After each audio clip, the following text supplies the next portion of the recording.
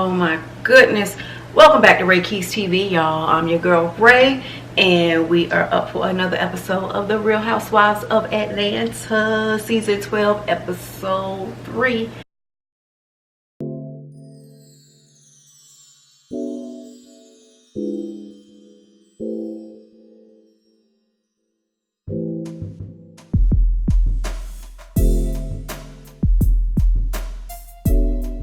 Did y'all get into these housewives today? Y'all, I am having a hard time even reviewing this episode because it was just so boring. Eva looking for a new home with Cynthia. This is how the episode opens. Basically, they're riding in the car. They stop by a house that costs $775,000. Cynthia throws some shade and says, girl, can you even afford this? And Eva says, well, according to Marlo, my finances is such and such and such. Be that as it may, Eva is looking for this house because she wants to feel safe. She doesn't want her ex trotting along and finding her and her family in a house. So she is looking for a safe dwelling place. And she looks like she is searching for this house on the corner of 59th and Peachtree, where it's heavily congested. You know, as the girls were walking in to tour the house, a bunch of cars were passing by. I mean, I noticed it.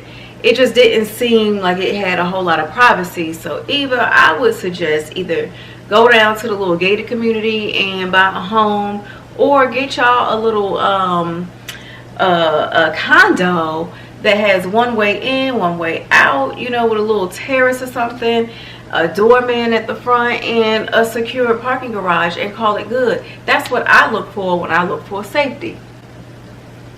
Then they pan over to Porsha and Tanya over at Tanya's house, whose kitchen was the bomb. I love that whole setup, all that marble. Anyway, Tanya and Porsha look like they have become fast friends, and most in part due to Tanya's boyfriend and Mr. Dennis being friends. Finally, Nene Lanithia Leaks enters the episode in true and rare form, child.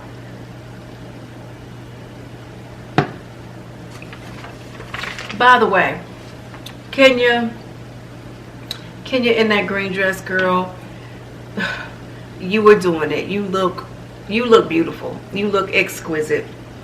You look fantastic. Okay, so back to Nene. Nene, in your confessional, you were beautiful too. So when Nene walks in, Nene kind of enters the scene. They got Sierra Level Up playing. Girl, I was here for that. Gregg is cancer free. We kind of knew it from the blogs, but they're, you know, doing a commercial or something for the American Cancer Society, and they look great as a couple. You know, we're kind of seeing them just kind of get reintegrated into the Real Housewives scene and taping and whatnot, and hey, they gave us a little something. They gave us a little something at first, and I loved it. I love how Gregg was getting his makeup done, getting ready to, you know, talk about his experiences, and Nene is talking about her experiences as a caregiver. He talks about his experience as a cancer survivor. So I think that's kind of therapeutic for both of them to kind of get reacclimated to being in front of the cameras again for another season. KANDI and Todd. KANDI and Todd are having lunch, and you know, Todd is kind of giving me, and I hate to say this, y'all, but Todd gives me loser. Todd, you're a motherfucking loser.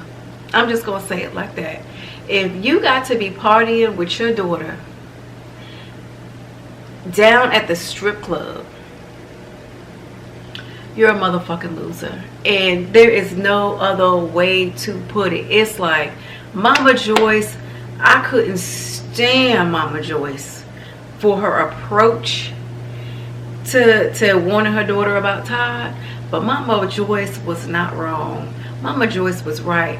Everybody in that goddamn house is eating off of Kandi and off Kandi's trough, because she is shelling it out. She just, I mean, and you know, that's what Kandi does, and I'm not mad at her. You know, she can pay for whomever she wants to, but she's putting you on, Todd. She's giving you a leg up. She's giving you a new lease on life. Leash or lease? Lease, whatever. She's giving it to you, Todd, and you're blowing it. Can you try and be a good example? Dude, can you try and be a good example for your daughter? Is this what you want Kayla to go out and get? Some motherfucking loser? Come on, man. You can't be going to the strip club with your daughter and your wife doesn't like it. She doesn't agree with it. Because, Todd, it's freaking appropriate. It is inappropriate, to say the least. And I can't wait to see how this season just unravels, unpacks the loser that you are. But I'm not going to go too deep. I'm not going to go too far and wear you out too much, because I still like Kandi, and I think it's kind of disrespectful for me to do that. But deep down, Kandi, you know your husband, and you know what he is, and you know your mother was right.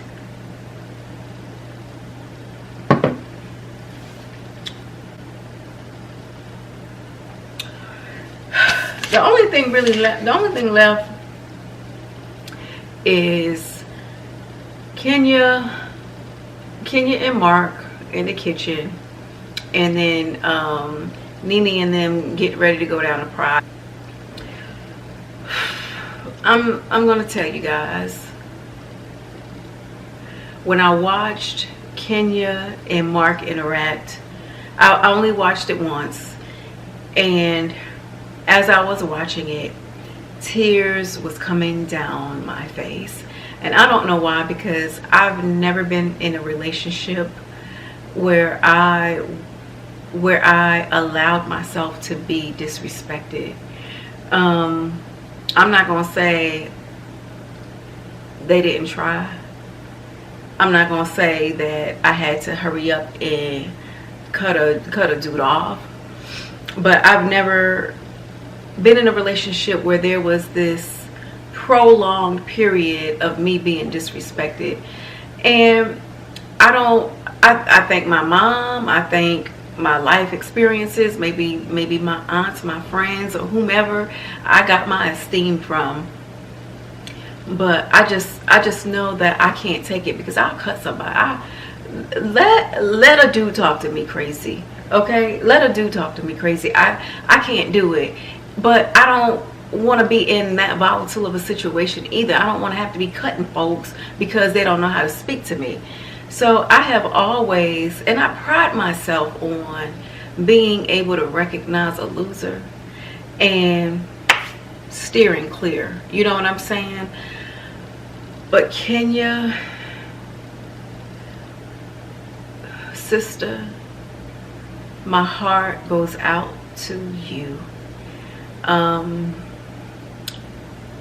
It just does. And you and any other woman that has to, or feels like they have to endure that type of mistreatment, a man speaking to you in that manner, it is not okay.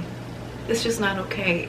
And I don't even know why. I must be about to get my period or something, because it just made me really emotional. It did.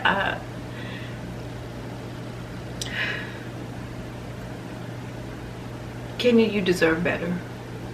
You deserve better. Marc is disrespectful. He was dismissive. He was passive aggressive. I mean, it wasn't even passive. It was an aggression. It was almost like a hatred. And I don't know where it came from. Like, where did it come from, Kenya? If I was your sister, if I was your friend, I would tell you as much as I hate black people splitting up when they have children, I would tell you to go your separate way. That would be my advice, because I just don't think a man should speak to a woman that way. Not when he's chosen to marry her, and not when they have a baby girl together. I mean, any child, but you don't want that girl to grow up thinking it's okay for a man to speak to you that way, despite him putting a ring on it.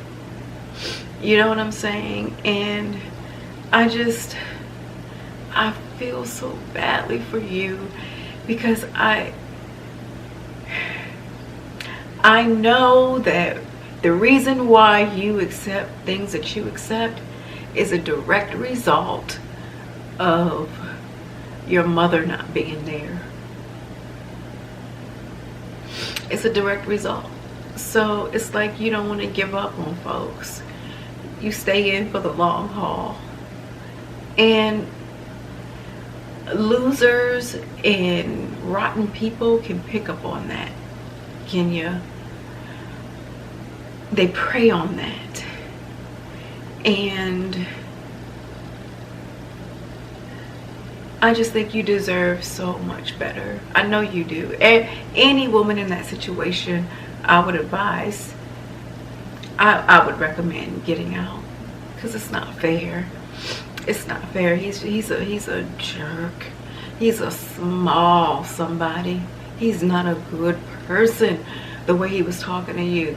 Now granted, I'm gonna say this. I need some tissue. I don't even know. I'm telling you, I'm about to eat my cycle or something, because I don't ever get emotional about TV and stuff like that, but it just, girl. So what I was about to say is, when you asked him who's number one, and he was hesitant, and basically he was saying that Brooklyn is number one, and you know the baby is number one because she's your number one, but the baby is not his number one. That's the thing. He acts like it when he's around you, and he does it to hurt you. He does it to hurt you, because I'm going to tell you something. If that baby was number one, he would be down there with you guys, or you guys would be there. You understand what I'm saying? He's not putting that baby first. He's just throwing that baby in your face to hurt you. And he's the same type of low down motherfucker who will try and take her, try and get full custody, and talk bad about you. You know what I'm saying? Say little things when the baby is with him. Say little things to her about you to the baby. So you got to really be careful. He's a no good, he's a mean so-and-so. You understand what I'm telling you? So you got to be real careful about this jerk. I want you to understand that sometimes it's okay.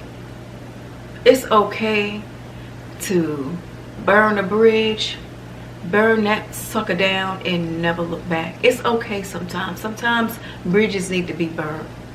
Sometimes you don't need to be long-suffering.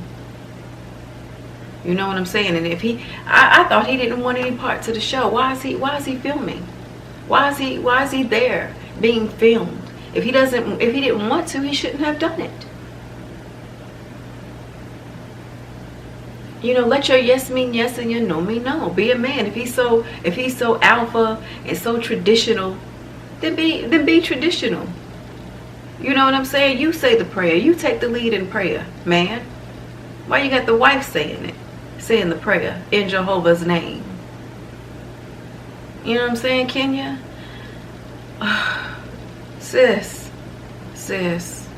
you can do better. I'm going to pray that you get better. You know, just for you and the baby. Because it's not right.